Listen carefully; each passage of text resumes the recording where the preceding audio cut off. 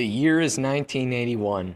5 healthy gay men have been inflicted with an exceptionally bad case of a pneumonia strain and are suffering from a number of other infections, indicating that their immune systems are somehow compromised. The CDC submits a report of their illness, and they succumb soon after. Not long afterwards, similar reports start to flood the CDC, and it is apparent that something deadly is spreading through the American population.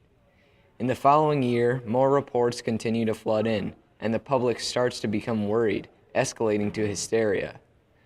Nobody knows what this disease is, how to fight it, or how to avoid it, generating a massive fear of this disease and the people who have it.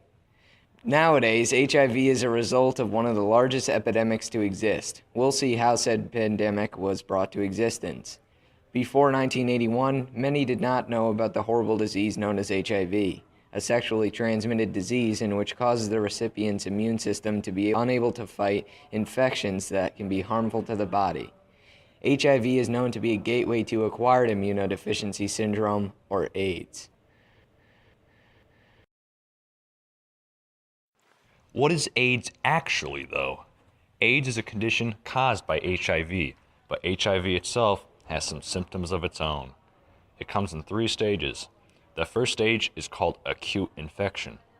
Typically occurring after 3 to 6 weeks after contracting the virus, the immune system starts to fight HIV as it takes a hold in the body, causing many flu-like symptoms. This includes fever, headaches, nausea, and much more. The similarity to the flu makes identifying HIV in this phase fairly difficult. After the immune system fails to destroy the infection, stage 2 begins. This is called chronic infection, and on the surface, it is an uneventful period of HIV's development in the body. This stage is commonly called the latency period because it does not have any detectable symptoms, but inside the body, HIV is causing havoc. The virus targets the T helper cells, a vital component of the immune system, and begins to lower their numbers. Eventually, when the T helper cell count becomes low enough, the body loses the ability to fight infection, resulting in stage 3, which is AIDS. Common symptoms of AIDS are weakness, random bruises, fever, and many other ailments. Without medical attention, an individual with AIDS will live around 3 years or less, depending on whether or not they are infected with another disease. A virus like HIV is especially dangerous because of its long latency period, in which an individual can spread the virus without even realizing that they have it. Spreading the virus itself is not a difficult task, but it's not extremely contagious like the common cold. HIV can only survive in certain body fluids, mainly reproductive fluids and blood. Sweat and saliva cannot sustain HIV, making casual contact a non-risk. Instead, HIV is mainly transmitted in 3 ways: sexual contact with an infected individual, sharing of a contaminated syringe by drug users, or a contaminated blood transfusion. Gay men were especially susceptible to having HIV transmitted during intercourse, as many of them did not use protection in the absence of a pregnancy risk.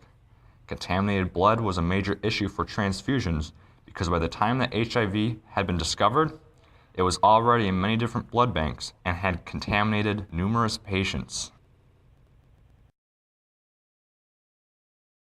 The world of politics and the sciences have always collided and interacted with each other to ultimately have a huge impact on society. And HIV/AIDS has had one of the most influential impacts on the social world we have ever seen. The first sightings of AIDS appeared on June 5, 1981, when the U.S. Centers for Disease Control and Prevention published a statement regarding the infection of 5 previously healthy homosexual men who had contracted unusual lung illnesses and bodily infections, which led to intense disruption of the immune system, restricting the body from fighting viruses. This was about a year before AIDS was officially recognized by the U.S. government, which occurred in 1982. Politics have had both a positive and negative impact on AIDS and its outcome in society. On one side, according to the U.S. National Library of Medicine and the National Institutes of Health, politics have been a negative force at times, blocking important policy developments and evidence-informed action on AIDS, particularly access to antiretroviral treatment in poor countries, prevention of sexual transmission of HIV, and harm reduction in injection drug users. Inaction reflects a political denial and unwillingness to engage in sensitive issues, such as those inextricably linked to HIV transmission. Inaction on AIDS may also result from competition from development issues such as infrastructure enhancement and income generation programs. Moreover, the fact that the symptoms of AIDS do not immediately manifest themselves either in individuals or society allowed the epidemic to go unnoticed and unchecked at a point when decisive political action could have seriously reduced its spread and impact. However, when action did occur, it sparked positive political movements such as gay rights along with the search for a cure for HIV. The main source of influence for these positive changes wasn't governmentally instituted, however. Many individuals and community-based organizations were the root causes of any action towards a solution or a spark to action from a higher power. In Europe and the United States, gay rights activists and community mobilization led to effective government progress. In Africa, AIDS was a very large issue in which different organizations sprouted, like the AIDS Support Organization, launched in Uganda in 1987, that helped victims locate any sort of treatment available to them. Jonathan Mann, a world-renowned American physician, administered the AIDS program at the World Health Organization, where he introduced a rights-based approach to strategize the search for treatment.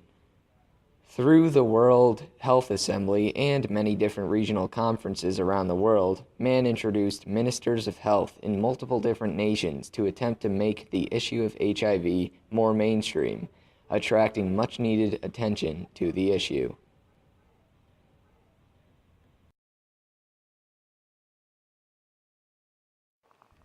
AIDS has claimed the lives of countless people, many of whom had a significant impact in our society, whether it be through popularity or advocating.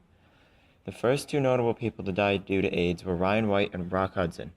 Ryan White was a young man who was banned from school in 1985 because he had contracted AIDS. He was diagnosed at age 13 in 1984 and given 6 months to live. His mother, Jean White Jinder, was a large figure in his life and fought for his right to attend school. On Ryan's website, she explains that many kids bullied him for his condition, often calling him gay or saying that AIDS was God's punishment for some wrongdoing. He and his family moved to Cicero, Indiana, but Ryan died on April 8, 1990.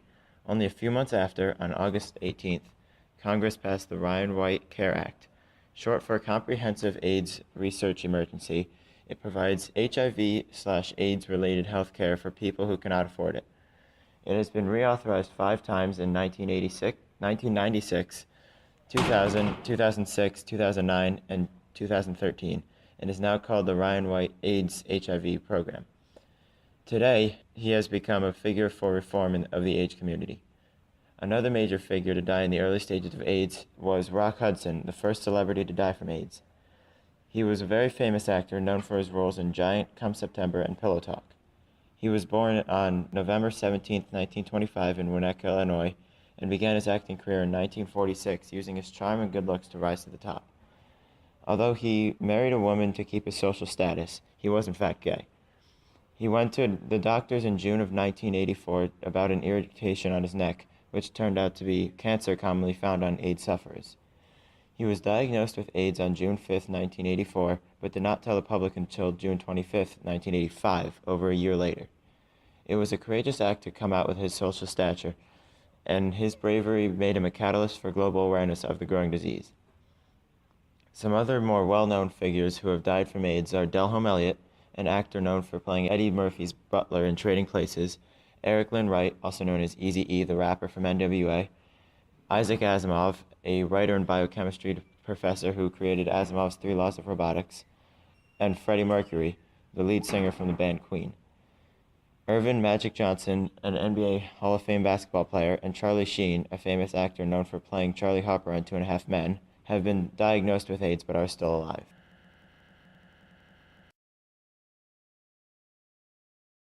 Today, treatment for HIV and AIDS is available, and the diagnosis is no longer a life sentence as it was in the past. HIV can be cured in its first stage and have its progression halted in the second stage to prevent the development of AIDS. For individuals who develop AIDS, the symptoms of the disease can be treated to allow them to live longer. However, it would not be correct to say that AIDS is no longer a problem in the world. In third world countries, AIDS is still thriving, and HIV diagnoses are still common in first world countries, including the US. Historically, the AIDS epidemic is a reminder that despite our advanced technology, an epidemic is still possible in our society, especially if it's something that slips under the radar like HIV. More recent examples of potential epidemics include things like Ebola and Zika. The panic and hysteria that developed back in the 1980s can certainly be replicated in today's society.